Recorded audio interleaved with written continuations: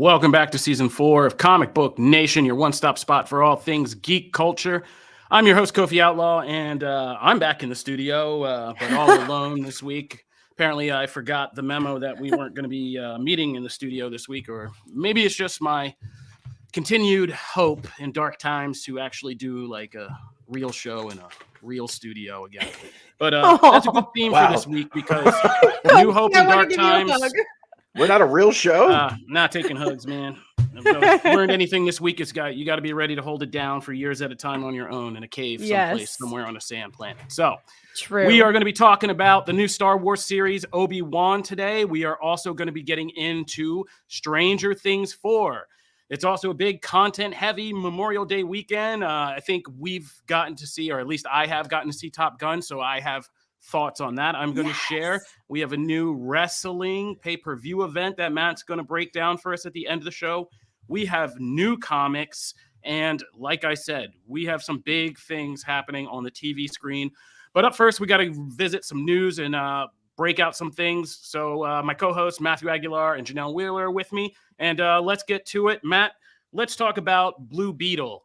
So in a week where there's a lot of huge things kind of happening, a lot of legacy stuff with Obi-Wan and Top Gun, plus, Stranger Things coming back with that. It's funny that one thing that made major headlines was, of course, DC's Blue Beetle. Most times, I will say, it's probably safe to say that most times when a costume is revealed or when you get a first photo, it's kind of like that divisive reaction. Sometimes some people love it. Some people don't. Well, why isn't it closer to this? I think this is one of the first ones in like forever that I have seen universally praised upon seeing first looks at something. We got a first look at actual Beetle in the costume, in the suit during kind of an action sequence. And then if you explored the internet further, you saw like video and stuff like that of it in action. And, oh my God, the suit looks so good. And I cannot wait to see more of this. Like, it's one of those things, man. First impression means everything, right? And like our first impression technically is concept art because it's not official. This is not like by the studio. But what a way to like knock everyone's socks off. Like, I feel like people are so much more hyped now for this after seeing this little taste, which, goes to show that the whole Spider-Man leaking marketing campaign can actually work, Yeah, absolutely. I'm pumped. I know nothing about Blue Beetle, nothing. And after seeing this costume, and honestly, one of my favorite parts about this was just listening to other people's reactions, like what they had to say about it. Like all the big comic book readers who like love this character, they're just so satisfied with this costume, and it's so nice that like casual viewers and also like the OGs, the comic book lovers, are kind of united on something for once. It's kind of great. That's very true. You got to appreciate it when you get it. Yeah. So yeah, I mean, Blue Beetle looks great. I was surprised by how well that translated on screen, and a lot of it looks kind of practical, which is, as we all debate Thor and its CGI helmets, that was a kind of a nice change to pace to see something that looked tactile, real, and just kind of well designed and looked comic accurate and kind of just nailed it on all fronts in that way. So yeah, Blue Beetle's kind of, these kind of small, what we thought were like these smaller DC movies like Batgirl and Blue Beetle are kind of gaining steam really quickly, at least with me. So it was good to see that. And like we said, it's good to see, especially on the DC front, just people united in a positive opinion for once. Yeah. So, we need to get into some Blue Beetle here. I'll work some Blue Beetle into the mix. Let's not go overboard. Let's get the movie first. Everybody chill out. Let's get the movie first. I know it's like Alien. It's really cool because we've got the Scarab situation, Alien stuff, and Blue Beetle took a win and a loss this week. Let's be fair.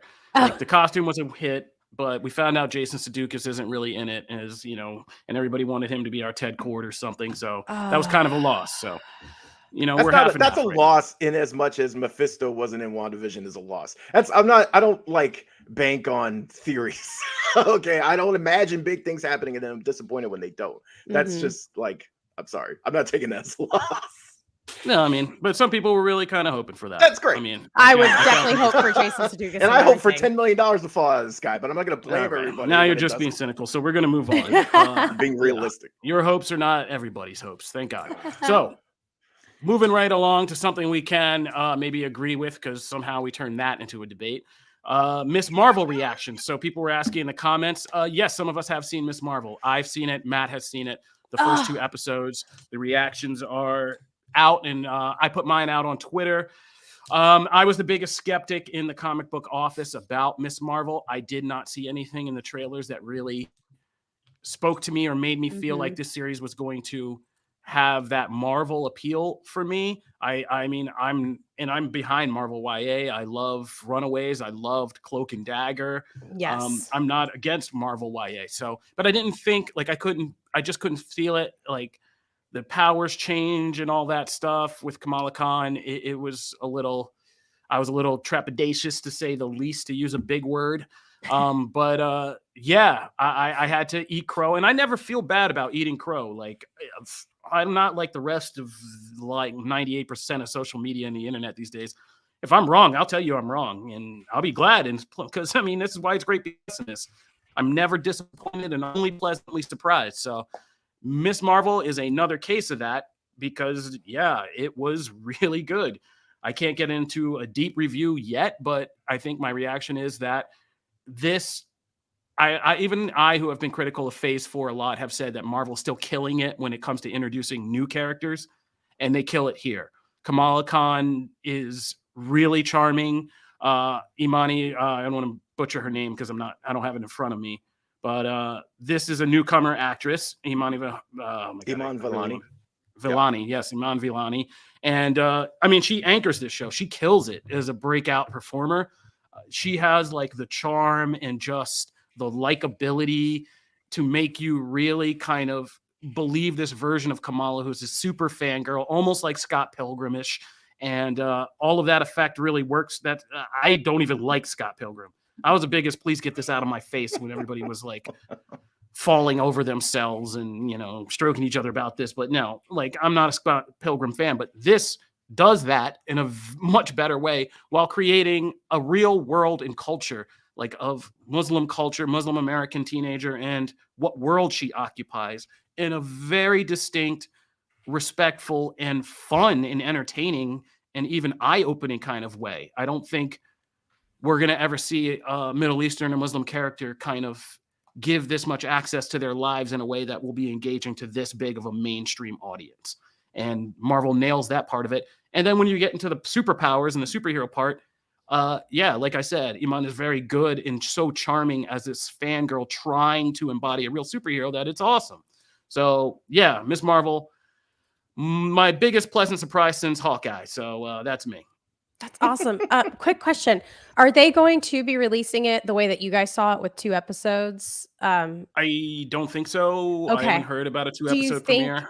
that's going to be a detriment, or do you think that like it will be enjoyed just as much just with 1 episode coming out? Speaking for myself, both episodes are well paced enough to leave you saying, "Oh my god!" And if this was a binge watch, to click through to, like, you'd be on episode 3 easily. Oh, like, cool. For click, because they nail the pacing, because the endings of each episode are just juicy enough. They're complete, but juicy enough to get you right into the next episode. So is the teenage and I'm waiting for 3. Annoying? Like, is it good for people like older generations? Will they kind of still like it? Because sometimes angsty stuff. You may not recognize it because it's a very different modern time, and this is Jersey City. Like, you know, this is a very different kind of place. If you know anything about like that part of New Jersey, New York, and you know, anything, very diverse place. So it's a very different version of this, but it's still, and I said this in my tweet, it still nails, if you've ever been a teenager or are a teenager, this, you will be able to relate to this. Cool. Well, it's funny that we watched Stranger Things in the same week that I saw this, because they're 2 very different takes on like growing up and teenage life and those kinds of things. And I liked both, but for different reasons. I think, unlike Halo, where I felt like you needed those first 2 episodes to really get someone launched into the series, and then Moon Knight kind of flipped that a little bit, but I felt like even that could have probably benefited from having 2 episodes. I think this one is pretty solid right off the bat with just 1. I think this one does a great job of introducing you to a dynamic that you have, a family dynamic, more importantly, because family is like a huge part of Kamala's life in the comics. And it's not something that is forced. It's just something that is natural. And for any of us who are close to our families, right, and have kind of a similar where everyone there's just this familiarity and everyone still kind of lives around each other, and there's just some things that like call back to certain cultures, and I think that's just really appreciated in the comics, and they nail that here. There's such a fun family dynamic. She doesn't have to even leave the house for it to be entertaining and for you her to see parents are really relationships fun. grow. Her brother's really fun. Yeah, and like I love her good. dad and like her mom. There's some great stuff in the first episode that again, it sets a really great tone, and it sets a consistent tone, and it's a tone that fans of the comics will really appreciate. As Kofi said, Iman is fantastic. Like there are castings, you know, we always go back to like RDJ, right? And Iron Man, I would say like Tom Holland has fit that spot with Peter Parker, where you identify them with a character.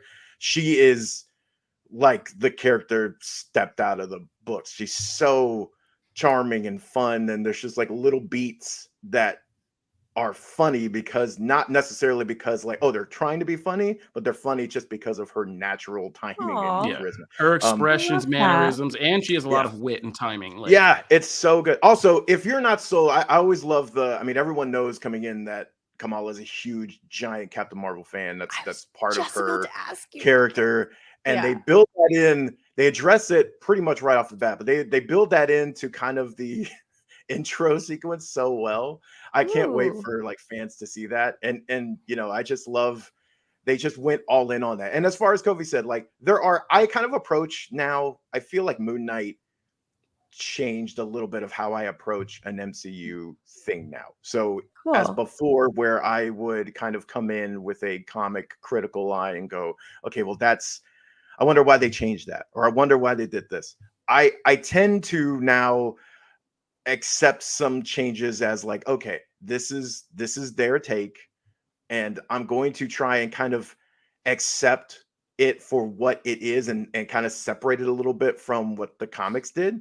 And I learned that from Moon Knight, because Moon Knight made me I still love Moon Knight as a show, as a series, but I kind of also had to detach myself from like my idea of what Moon Knight is supposed to be, because I'm so informed by years and years of comics. So I still appreciate both, but I've had to kind of learn that over time and separate that. And so like here with the powers and stuff like that, I'm going to have to kind of do the same thing. Yes, it's not necessarily what I'm know and am familiar with, but that doesn't mean I can't enjoy it as much. And I need to kind of look at it as its own thing. That doesn't mean they can't do anything wrong, but I'm just saying, like, I'm trying to kind of take that little bit of like comic nitpickiness out of it a bit. So I really enjoyed it, man. I was sold. I mean, I was sold coming in. No lie. There's no, you know, getting around the bias there a little bit. But I'm super stoked for others to see it. She did. I mean, I think Matt liked the first episode because there is much more helmet work, and I think that had a lot to do with it. There's a lot. That's just speculation. So yeah, you're going to be hearing a lot about Ms. Marvel in the coming weeks. It'll be interesting to see what the larger Marvel fandom thinks, but I mean, I was sold, and I was very much not on board for a lot of this. So maybe there's hope for everyone. All right. So moving on to our first deep dive topic of today. We're going to talk about Stranger Things 4. I flipped the order a little bit. We're going to talk about Stranger Things 4 because I don't think a lot of us are as deep into that. So this is a good one to put up at the front of the show, because it's not, we can do this without being so spoilery, because yeah, we're just now getting into this. There's been a lot of to watch this week, y'all. And so, yeah, I think we're just going to talk about the first episode, because I think, has everybody gotten through that? Like at least the first one? Yes. First episode I'm through. All right. So there we go. That's an easy one. So we're just going to talk about our impressions of Stranger Things Season 4 based on the first episode, and we're going to try to keep this spoiler-free. So there's the challenge. Yeah, Matt hit the nail on the head by saying it's weird that I kind of experienced Ms. Marvel and Stranger Things 4 in the same week, because both are kind of about, you know, growing up, coming of age, trying to embrace your power and your identity as a teenager growing into adulthood. But from two very different angles. Stranger Things is obviously like this throwback vintage stuff, while, you know, Ms. Marvel deals with modern times. But even so, I feel like there was just something fresh and new about Ms. Marvel's energy. And I feel like Stranger Things kind of feels so far, at least so far, kind of like it's stuck in that pre-pandemic era, like, from 2 years ago when this was like the hottest show around and we were all chopping at the bit for more Stranger Things and all of that. Or 20, yeah. And what was it, 2020 or 2021 we got the last season? Anybody remember? I thought it was 2020. 2020. Yeah. Right? I mean, that was 2019. Okay, now I gotta look. Honestly. No, it's 2020. It was like a long time ago. So, yeah, I mean, the first episode's really kind of a slow burn. I think by the end of it, it's clear things are going to seriously get moving into gear a little bit. But it's mostly just kind of like recap, like, hey, here's Hawkins. Here's what happened. Here's where everybody's at right now. And that's like most of the first episode. Right. Mm-hmm. Yeah. Oh my God, it was 2019. What's that? Stranger Things 3, season 3 was in 2019. It was 2019. Oh man. Okay. Good Lord. So yeah. So there you go. There you have it. And yeah, it feels like it's aged. It's weird. I mean, the kids look like they're like they're basically just still playing an old role, and they look so grown now. They're like, yeah, man, all this young I looked old when I was in high school. I was dyeing my hair and wearing makeup, and I don't know. I have a completely different reaction. Yeah, I loved this episode. I loved the start of it. The only thing that really drove me crazy was the whole ASMR like opening scene sequence that was just making me want to like punch my iPad because I hate ASMR. But that's just a me thing. They literally dedicated like 5 minutes to like an ASMR intro. Anyways, beyond that, like I like the way that they're kind of slowly introducing where everyone is at right now, because I forgot. I don't know. I have no idea where 11, like why people are not I'm trying not to spoil why people aren't like going to the same school. Yeah. I forgot all of that. So for me, like the slow burn of kind of coming to understand like where they are right now, who's with who, like the problems of long distance, and then the intrigue of what happened to some of our favorite characters that, they are also some of our other characters trying to figure out. Woo! Trying not to spoil. But I liked it. I really enjoyed it. And I just think it's beautifully shot. And so I kind of forgive like, oh, there's no huge action sequence or anything. Like it was just, I don't know. It was very intriguing to me. And it was a nice change of pace. Like I literally watched Obi-Wan and Stranger Things, and there was no like, oh my God, this one is so much better than the other. I just loved them both for what they were. And that was my perspective. Yeah, no, I agree with Janelle, by the way. Kudos to the recap people for both Obi-Wan and Stranger Things. God, that was spectacular. You have to watch them, like unless you're just like you rewatched everything in a remotely time, or you're just a well of particular knowledge on either one. Yeah, but like everybody's been talking about this, like can't remember, like, and I'm just sitting here staring at the screen, like, yeah, they don't make it a secret on catching you up on featurettes and trailers and recaps. Those things are out there if you use this thing called the internet, guys. It's all out there. Yes. But there are other things taking attention away, as you so eloquently put earlier in the show. So I'm not going to do that on Stranger Things. I'm not going to do that on Stranger Things. It was been a minute. It's 2019. It's okay. But the recap is supremely well done. So, I mean, I will just say, like, those are well done. That said, I do think to appreciate, like Janelle was saying, to appreciate Stranger Things season 4 I would have preferred to have gone back and probably rewatched the last season. Like if I just had like an endless well of time, I would go back and watch the whole 3rd season again, so I could really like be moving in with momentum into this. But even without that, I really enjoyed this. I kind of came away, and now granted, look, I'm a tabletop nerd. Okay, Dungeons and Dragons has always been fun to me. That is a like huge part of kind of the opening episode, so of course like I'm gonna probably like that and enjoy that a little bit. But even without that, I still thought I was riveted by some of the stuff going on. And it's also kind of a hard episode to watch at certain points. So even not even just from things that happen, but also just like people and their actions and things like that. So I enjoyed it. I made me want to keep watching, and ultimately that's the point of a premiere episode, right? Is to hook you for the next thing, and that is something that it did. So I'm in. I'm in. I do agree with Kofi though. It is kind of, we are getting to the point of like, I am glad this is the final, like the next chapter will be the final chapter, because we are getting to the point where I am starting to try and suspend disbelief that like these people are in high school. We are starting to get there. It's like, okay, that guy, like who's driving now? And you're kind of wondering like, why does he have a job? And anyway, there's a lot of that stuff. So I agree. I think it is time to close the book on it soon. So yeah, I mean, I hard disagree. I think this is, I think like so many other Netflix series, this is one of diminishing returns. And I think the novelty of the Upside Down and the mystery of it and the mystery of the horror is always going to be more thrilling than having a walking, talking mind, villain now.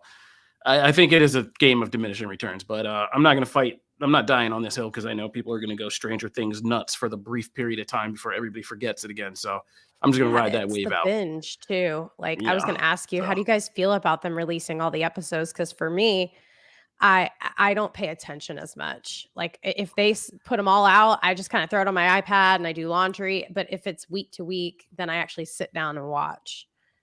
I mean, I always think this is a weird kind of loaded argument because people always structure it as if the binge model forces you to watch everything at once, when it really doesn't. It's just there, and you could watch it weekly if you wanted to.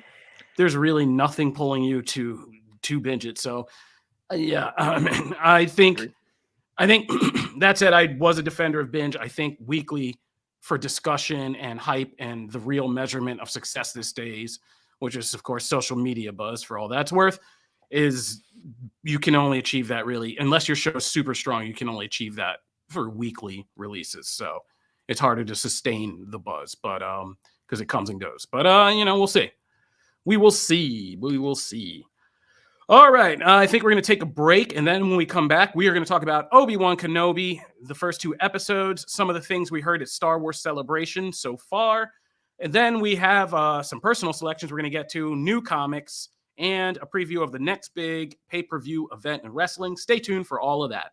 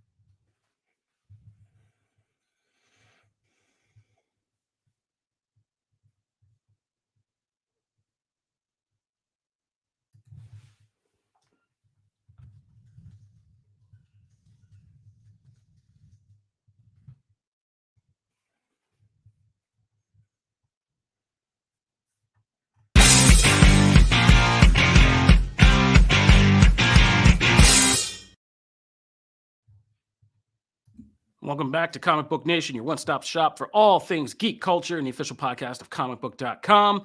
In our episode, we have just broken down the first episode of Stranger Things Season 4, which is now out, and talked about our first reactions to Ms. Marvel. Now we are moving on to our big topic of the week, which is Obi-Wan Kenobi, the new Star Wars TV series, which is streaming its first 2 episodes on Disney Plus as we speak. Disney dropped them early, which was a big help for getting some of this stuff watched and covered.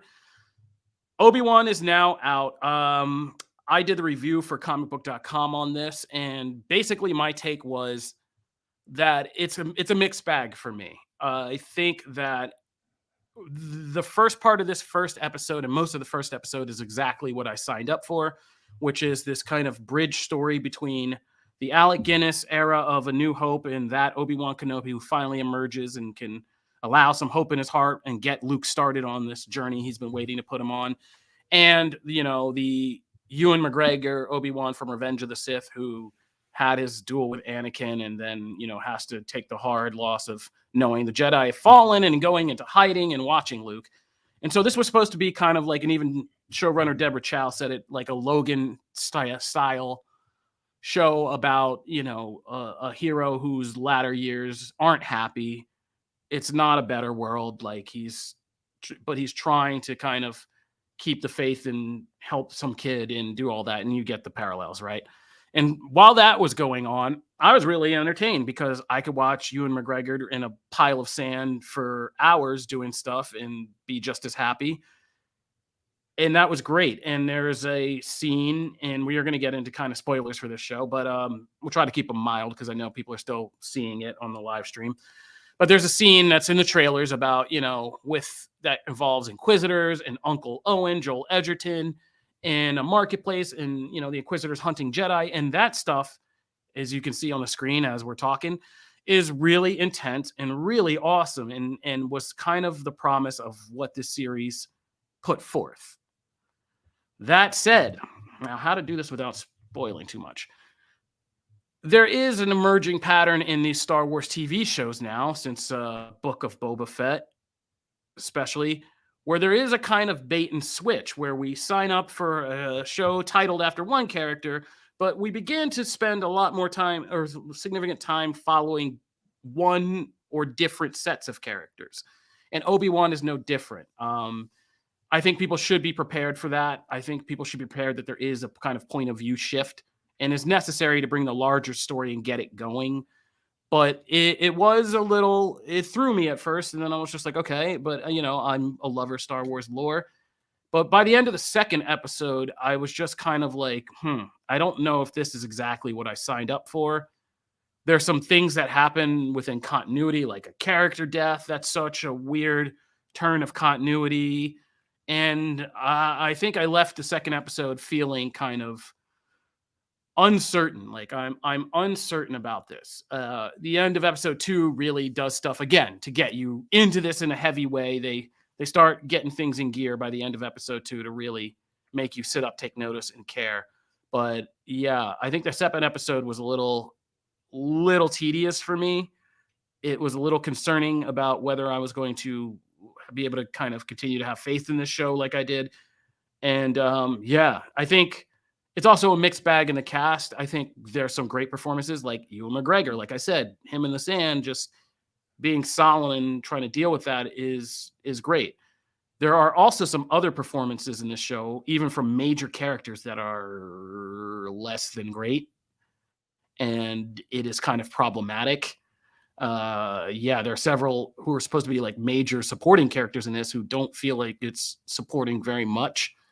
But then there's other returns from past Star Wars. There's some fun surprise cameos, or not even surprise cameos, but just cameos that really work. And seeing some veteran actors of the Star Wars franchise come back and do their thing is great, and they kill it. So it's kind of a mixed bag for Obi-Wan, and I'm not going to lie, I'm kind of disappointed in that. I stayed up all night doing this, so there's that. But I thought this one would be the easy one, the sure shot to kind of get right. And I'm getting concerned as a larger whole about what if Star Wars TV is getting that Marvel Phase 1 problem, that Iron Man 2 problem, where we were doing character stories and now we're doing universe stories. And it's just like, now we're doing entire universe retcon stories. And like, you are making a thing that's already pretty complicated, when this one seemed like it should be kind of simplistic. Like we say about good comic books, this one seemed pretty simple. Crisis, test of faith, maintain in dark times. Something calls you away. It should have been an easy why you have to go to settle some things for your past so you can truly be settled in this time that you're going to have to be hermiting and stuff. But yeah, they've gone in a different direction, and I'm not sure how I feel about it. But that's me. Janelle.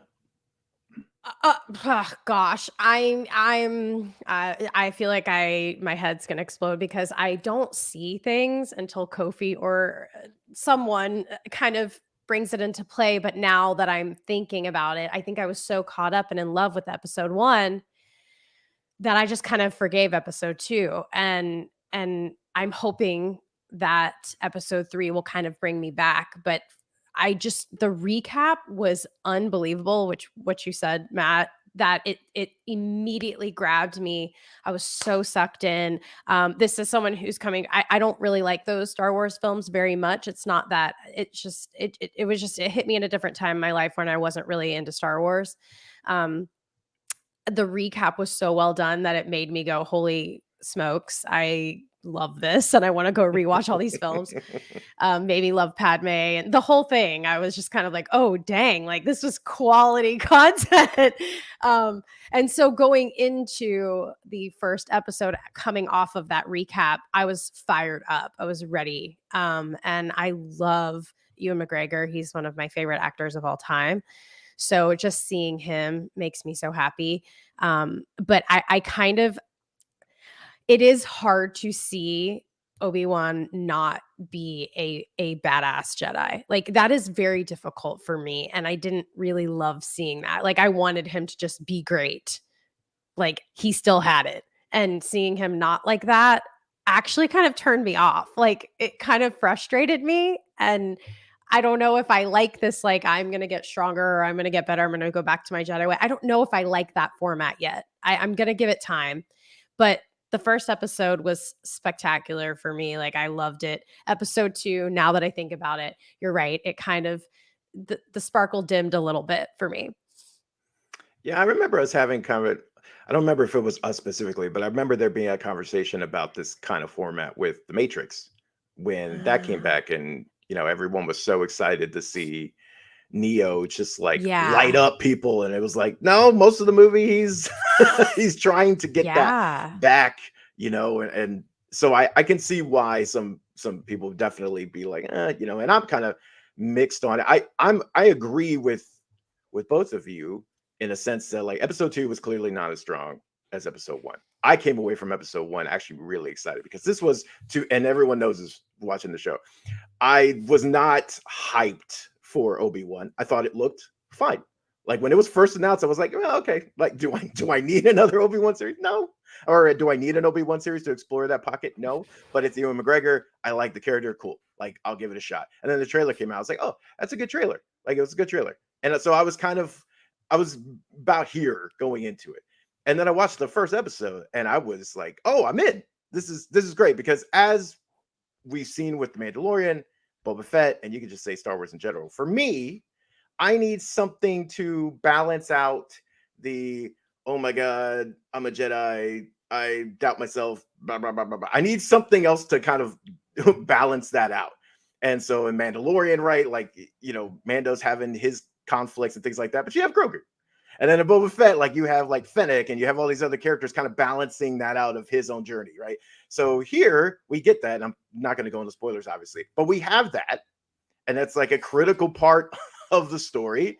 And there are characters that you meet. And I was like, oh, that's great. I love that. So for me, that's why episode 1 kind of shined for me. And then episode 2, it was just not, I liked episode 2. It just wasn't as strong as episode 1. But I kind of okay with the bait and switch because, I was like, I like the straightforward aspects of what we thought this was about from the trailers, but I can't say I was just like over the moon about it. So throwing some other stuff in to kind of shake things up, I'm cool with. It doesn't hit me as hard. But again, I'm also not like the hardest of core Star Wars fans and know all the lore and things like that. You know what I mean? So I come at it from a different perspective. Absolutely. But overall, like I'm pumped about. Yeah, I like it. It's good. I will say, like, of all the Star Wars content, I mean, I've been so loving the Disney Plus releases. Like, I like pleasantly surprised over and over and over again as someone who is not a hardcore Star Wars fan. Yeah. All right. Well, let's talk about some things that happened at Star Wars Celebration.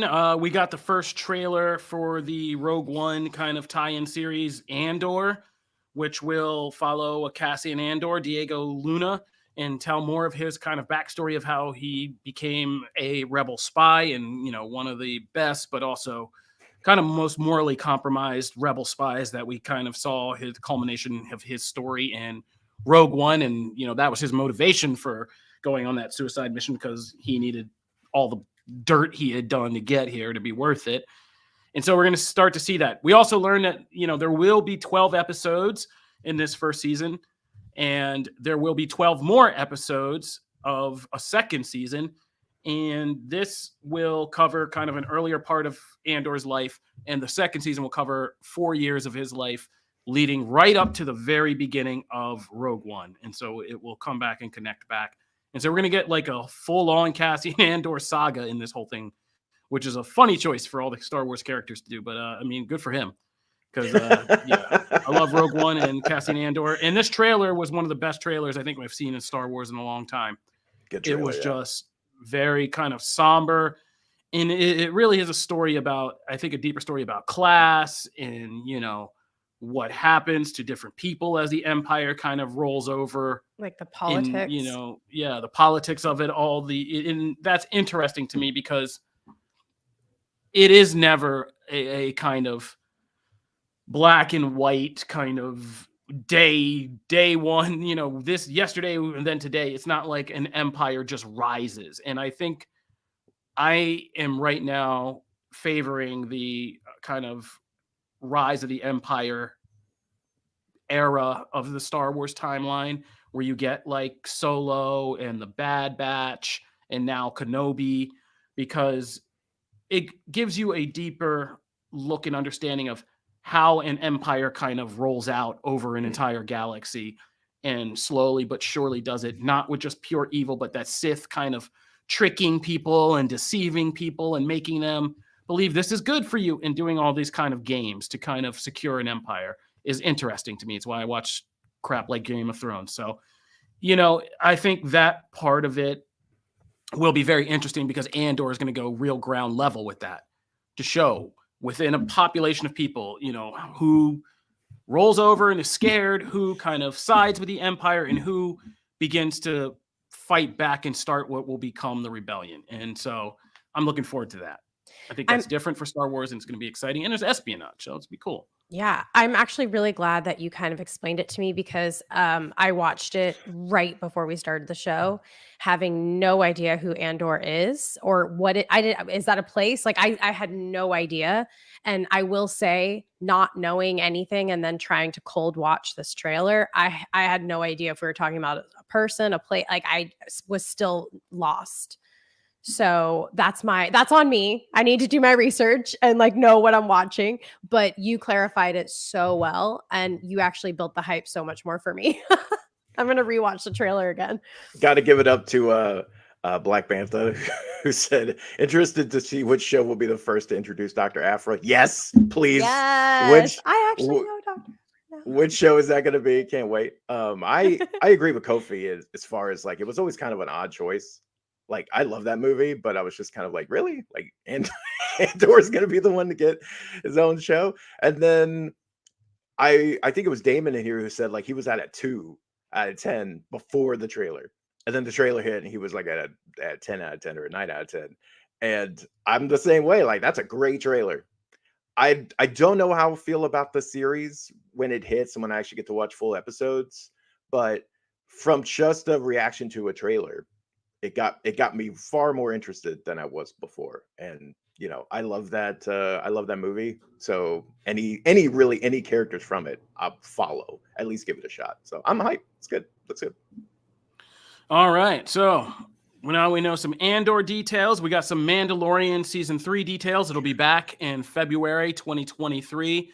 And there was a kind of sizzle reel shown. And the big takeaway from the sizzle reel is it sets up a kind of rivalry between Mando and Bo-Katan Kryze, with Baby Yoda kind of caught in the middle. There's a lot of talk because, as of course, Book of Boba Fett, Baby Yoda chose to go the way of the Mandalore and not the way of the Jedi. But there's a big kind of tension after Mando won the Darksaber from Moff Gideon. Bo-Katan wants that respect back. And the key to reestablishing Mandalore as the home world of the Mandalorians and getting the planet back together comes down to who holds the Darksaber. And so there's going to be some tensions there. There are going to be some tensions, and poor Baby Yoda's got to figure out that swearing to the way of the Mandalore ain't quite the way as swearing to Din Djarin. It's not the same thing. So it's going to be interesting to see some Mandalorian season 3, Civil War, is going to be kind of cool. And I'm here for it. Ahsoka won't be here till 2023. Don't get your hopes up, but they're starting production on that. But we won't get that till 2023. And I don't know. Was anybody excited for Skeleton Crew? Was that in anybody's Star Wars Celebration bingo card? Cool name. Jude Law, cool Skeleton name. Crew. I mean, I feel like it could be about like smugglers or something like that. I don't know. I didn't look at the details. I was just like, this is what we got. We canceled Riverdale for this. No, I'm just kidding. Oh, wow. I love Jude Law.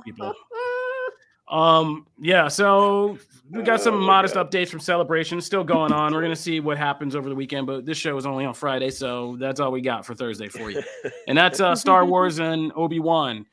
Matt has been itching to tell you about something, so why don't you go in? Okay, so first question. Did anyone else watch? Oh, yes. Oh, yes. Okay. Of course. You sold me.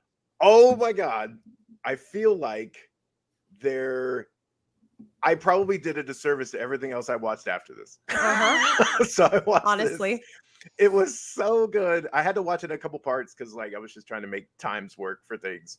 But like all I could think about in the time between was, oh my God, I got to go finish this movie. It's so, I don't know how they pulled off half of like the cameos. And not even the cameos, but like the actual story spots for this. I don't know if we want to get into full spoilers, but everyone already knows about. I don't feel like this is a spoiler. I think it's even in one of the trailers. Everyone knows about Ugly Sonic. Oh my God. Right? It's so good. How they got that to clear that, and like not even just like, oh, an appearance, but the way they worked him into the story and he became like a actual supporting character. All that stuff. It's just so, it was funny. I watched this with Anissa, and who has never watched the cartoon, knows like Chip and Dale obviously is Disney characters, but like that's it. Never watched any of that. So it doesn't have that attachment like I do. I grew up with them, so I have that. Me too. And she was like, I enjoyed that. I don't even have to have seen the show. They do such a good job of like filling you in on that. I love this movie. And as someone who's a fan of that and just saw all the fun takes they did on it and the meta humor in it, I adored this. This is one of my favorite movies of the year. Yeah. And I don't know if by the end of this year, it's going to be very hard for just the sheer enjoyment and entertainment value I got out of this. I laughed. There was heartwarming moments. It was so funny throughout. Sandberg and Mulaney. Oh my God. Like all I want is another one. I just want another sequel to this, especially with how it ends and stuff like that. So man, I could not rave more about this movie. It's so fun. It's so good, man. It was just like incredibly nostalgic. It made me think of like Roger Rabbit, and then you see him, and it's just like it's just amazing. Like it's so well done, and it just, if you need to throw something on to feel better, if you're having a bad day or something, this is definitely the film to do that. Yeah, it's great. Okay, so that's Rescue Rangers. Which, I mean, I also thought it was cute. I thought John Mulaney and Adam Sandberg were a little weird in the voices, but overall, there was a lot of funny references and a lot of funny things about Hollywood and stuff like that. So it's a good little meta movie. Let's talk comics. All right, let's get into Hulk number 7. This is going to be our first comic of the weekend. Of course, this continues the Banner versus Thor saga that we've been following. And Matt, thank you. Thank you for keeping us on this. I just want to say that I'm so glad we're reading this.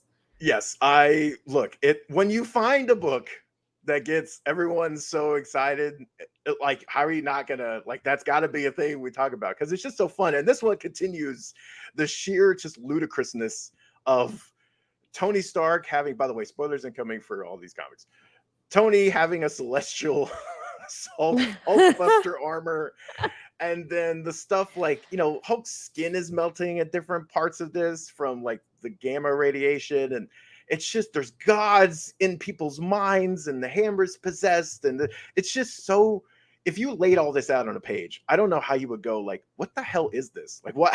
How are we going to make this a cohesive story and actually hit real beats and moments here?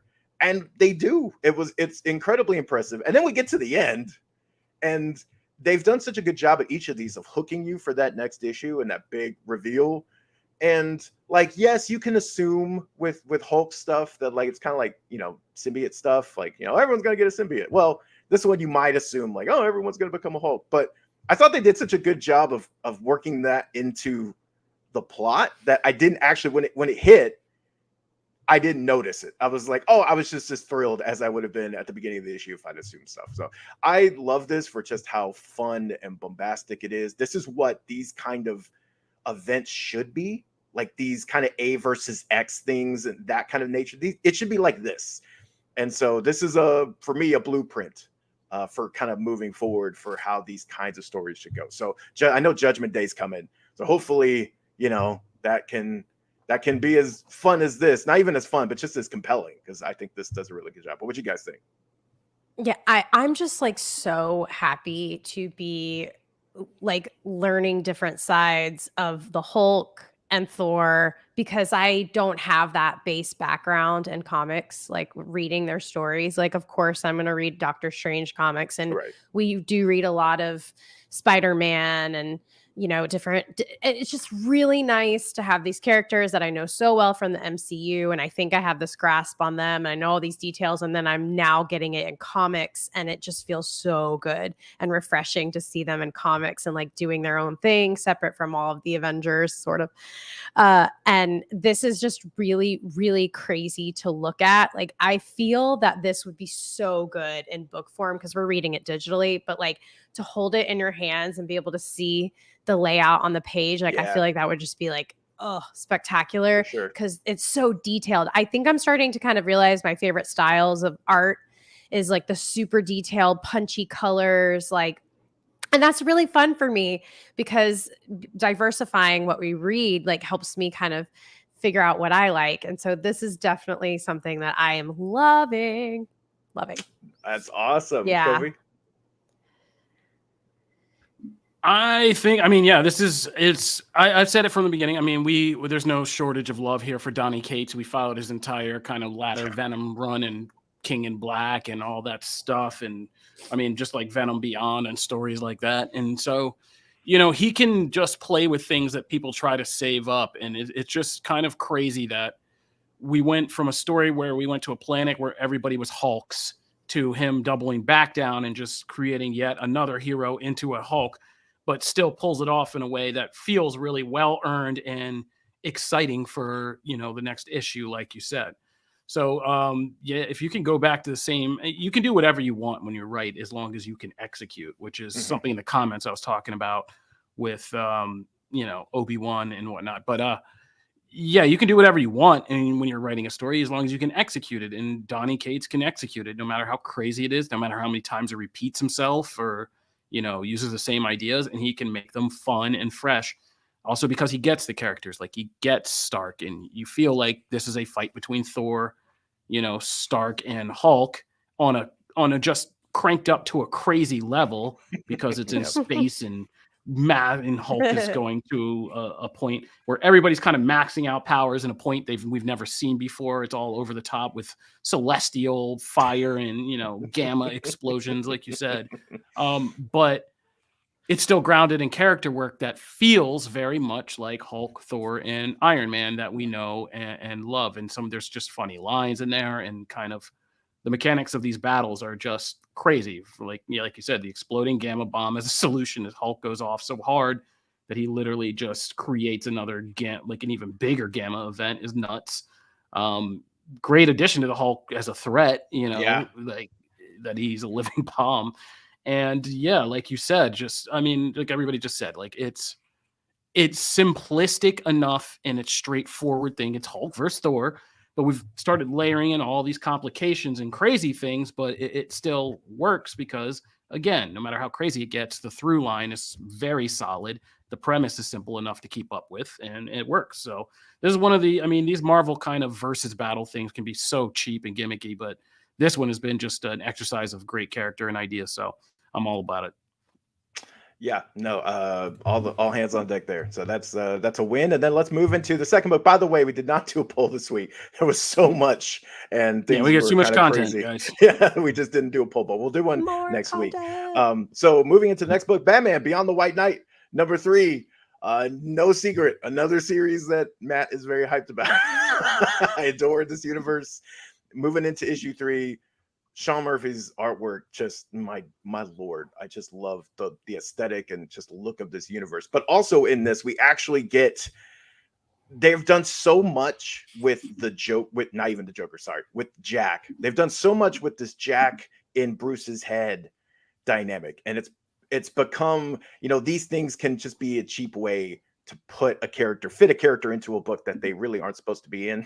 And just so you can say they have the character in. And it doesn't feel like that here for me anyway. It feels there's this genuine kind of, it starts out as animosity and then it grows to kind of begrudgingly, accepting support and help from Jack sometimes because he's in Bruce's head. He can do things that Bruce can't.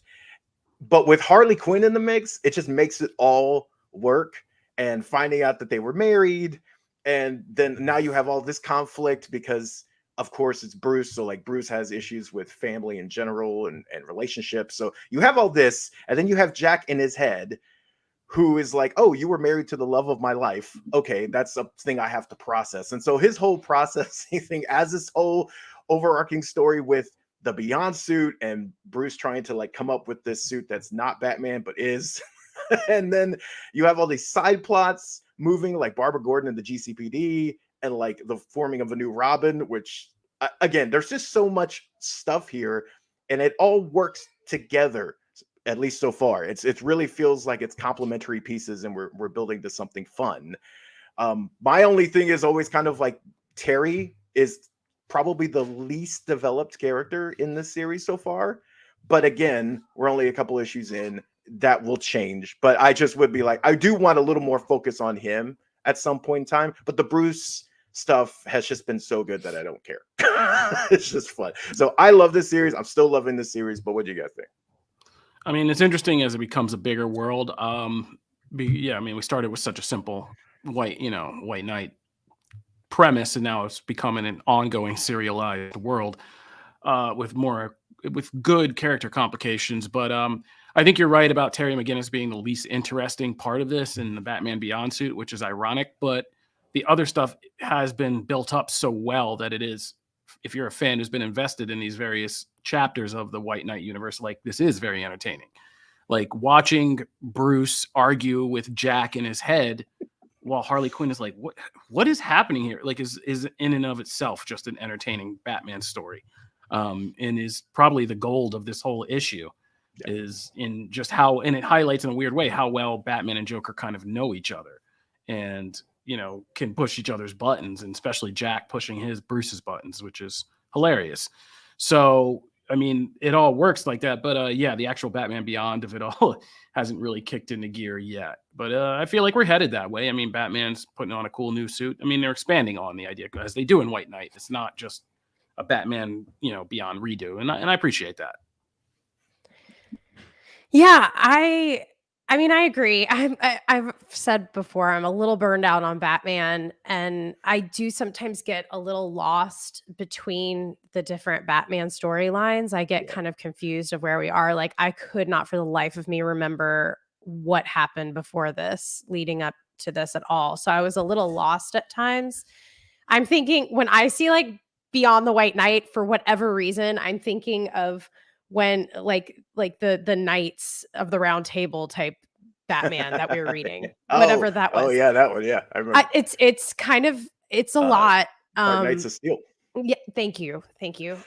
So anyways, it took me a minute to realize what was happening and to kind of like call back what we had read previously. But once I did, I really got into it. And like you said, the artwork alone speaks for itself. It is so like engaging. Like you just kind of want to sit there on each page and just look at how each character is drawn. I mean, Harley is like, I love her. And it's interesting. It's a different take. And at least it is something different. If it's going to be Batman, give me something different, show me a different side, put a twist on it, and then I won't complain. So I'm satisfied with this one for sure. Agreed. And also I should mention Dave Stewart also just doing a magnificent job. Also the first appearance of Pattinson's The Batman Batmobile in the White Knight universe makes a pop in yeah. here.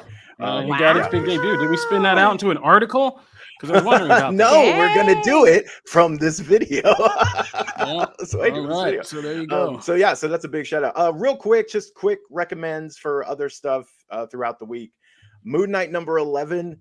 Again, this is another series that is just continuously hitting a very high bar for Marvel and Moon Knight. They're making this new villain into a real threat, but it's a lot of the just dialogue stuff, the in-between things with Moon Knight talking. It's just what's so great about this book. And it's also another one that is just beautiful. This book is stunning in so many ways. Also, Radiant Red. If you're not reading the Radiant universe, which is Radiant Black, Radiant Red, will soon include another series, and then also has Rogue Sun.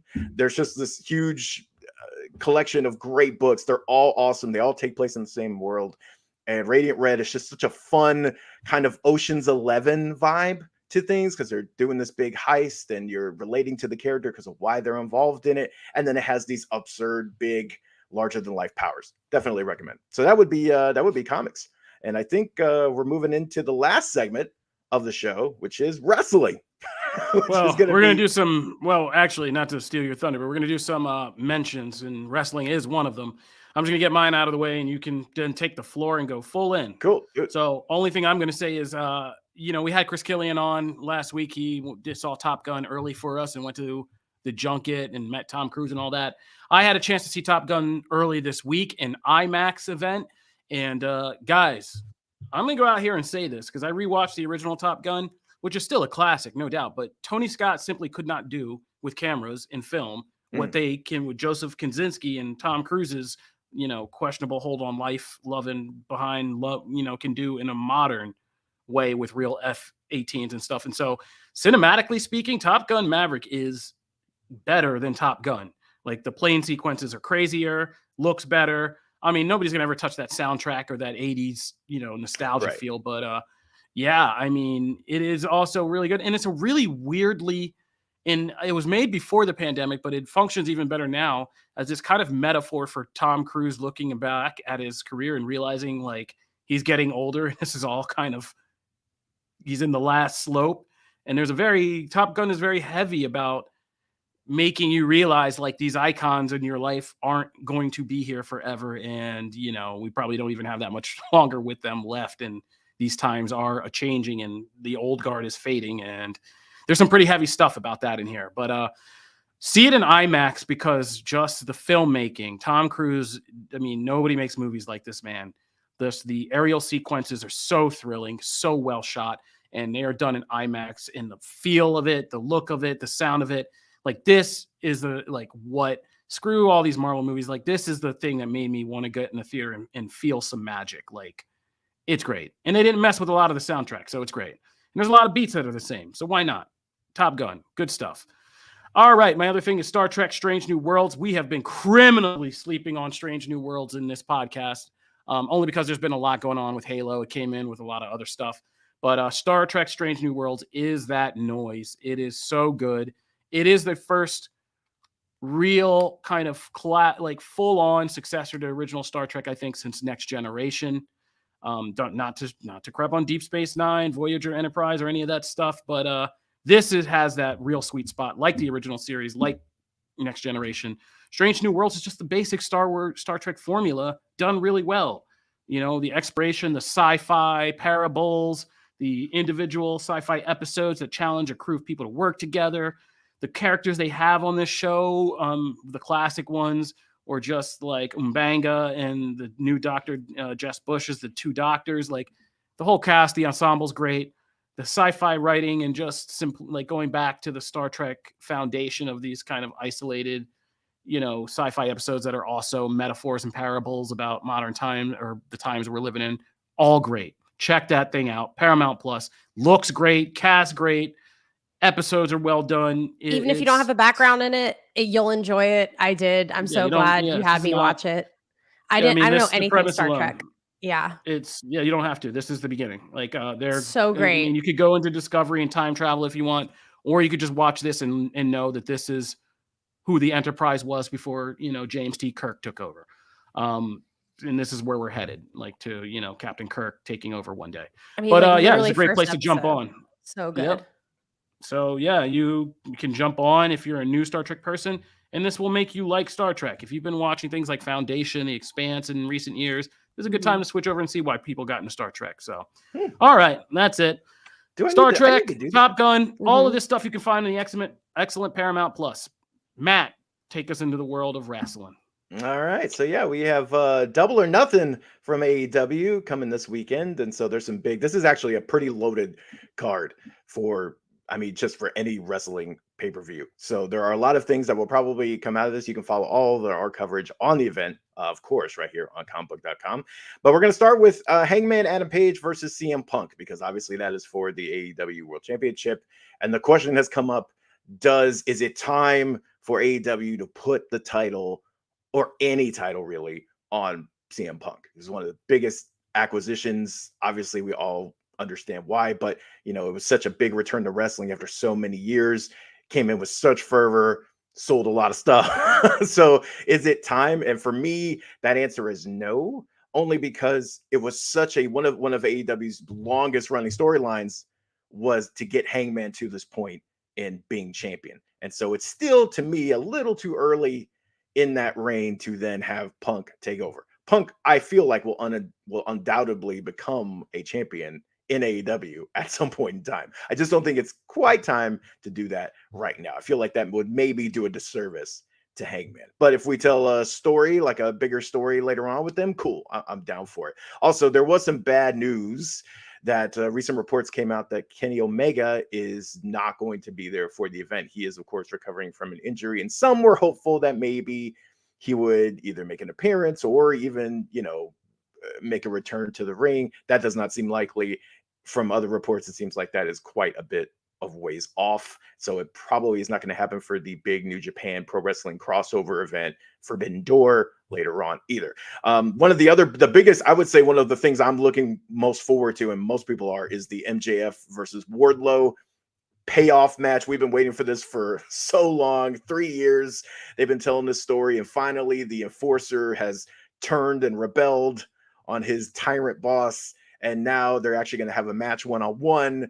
And I have become a complete Wardlow mark. I love that dude. It's awesome. So I'm hyped for this.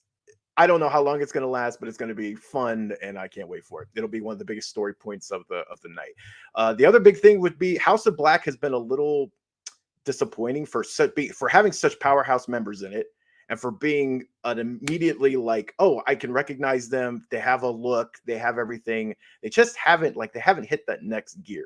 They're going to have a match at the pay-per-view against Death Triangle.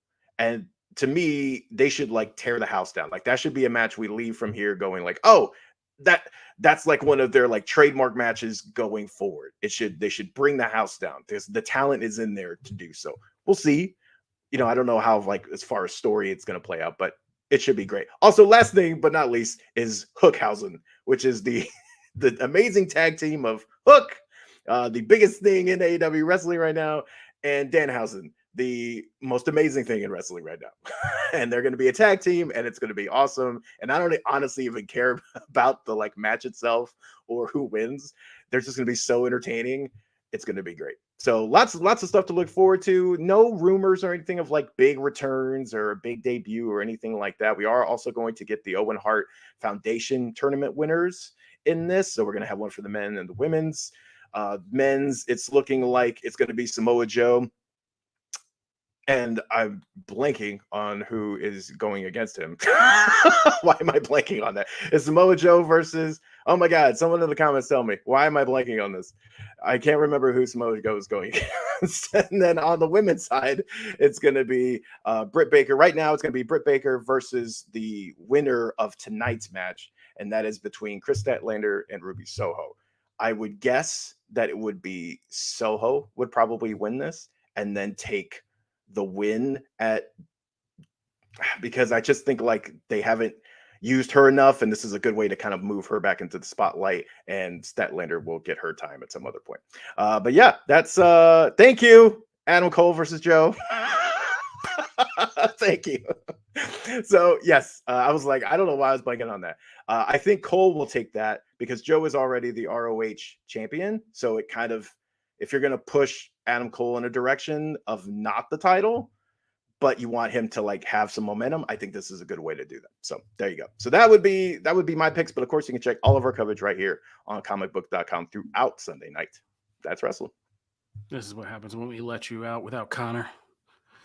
What'd I do? Can't remember who finds Samoa Joe. I did all of that. And the one match I didn't understand half of what you said. It's okay. Don't worry about Matt, you did great. Jesus, I didn't understand half of what you said. Also, Matt, while forgetting Samoa Joe, is also forgetting all of you. We wanted to mention that I think we're going to try to set up a fan hangout soon where we can get all our Comic Book Nation fans together and hang out with you guys. It'll be like one of those weird AMAs or something, or we'll just do a video and hang out and we'll get to talk behind the scenes and get more interactive with you guys. Talk about the things you guys want to talk about. Talk about the subjects. I mean, to a point. I'm not going off the deep end. But sold my idea. You sold my idea at the end of it. I made sure I didn't get Samoa Joe. I made sure that I got. I remembered Samoa Joe. I didn't remember Adam Cole. But we're about to sign off now. So, fan hangout. We're going to set that up. Otherwise, this is Comic Book Nation, where your one-stop shop for all things geek culture and the official podcast of comicbook.com. You can always find our work over on comicbook.com and all of the various channels we cover: Marvel, DC, Star Wars, Star Trek, anime, wrestling, gaming, in real life, all the good stuff. So be sure to check out comicbook.com. As for Comic Book Nation, subscribe to us on your favorite podcast platforms. We're on all of them. You can watch us live stream or replay on YouTube, Twitch, and Facebook. And you can catch us streaming Sundays on Paramount Plus on the ET Live channel. I know we weren't there last week. I don't know. Are we still there? We'll find out this week.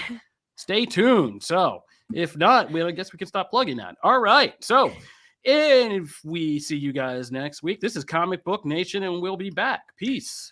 Bye, guys.